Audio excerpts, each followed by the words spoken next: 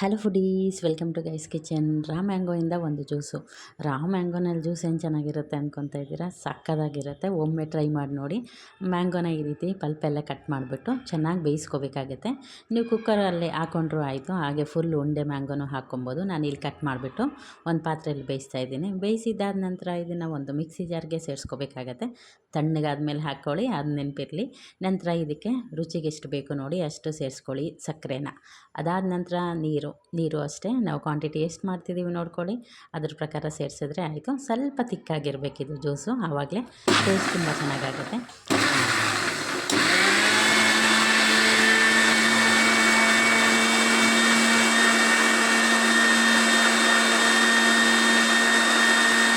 ನೋಡಿ, ಈಗ ಮಿಕ್ಸಿ ಮಾಡಿ ಆಯ್ತಲ್ಲ, ಸರ್ವಿಂಗ್ ಗ್ಲಾಸಲ್ಲಿ ತೊಗೊಳ್ಳೋಣ. ಇನ್ನೊಂದು ಇಂಗ್ರೀಡಿಯೆಂಟ್ ಆ್ಯಡ್ ಮಾಡಬೇಕು. ಗ್ಲಾಸಲ್ಲಿ ಹಾಕ್ಕೊಂಡಾದ್ಮೇಲೆ ಹೇಳ್ತೀನಿ ನೋಡಿ. ಈಗ ಫಸ್ಟು ಒಂದು ಸರ್ವಿಂಗ್ ಗ್ಲಾಸಲ್ಲಿ ಇದನ್ನು ಫಿಲ್ ಮಾಡ್ಕೊಂಬಿಡೋಣ. ನೋಡಿ, ಇಷ್ಟು ತಿಕ್ನೆಸ್ ಇರಬೇಕಾಗತ್ತೆ.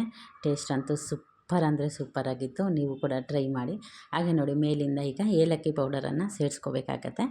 ಇದು ಫ್ಲೇವರು ತುಂಬ ಚೆನ್ನಾಗಿ ಕೊಡುತ್ತೆ. ತಪ್ಪದೆ ಇದನ್ನು ಸೇರಿಸ್ಕೊಳ್ಳಿ.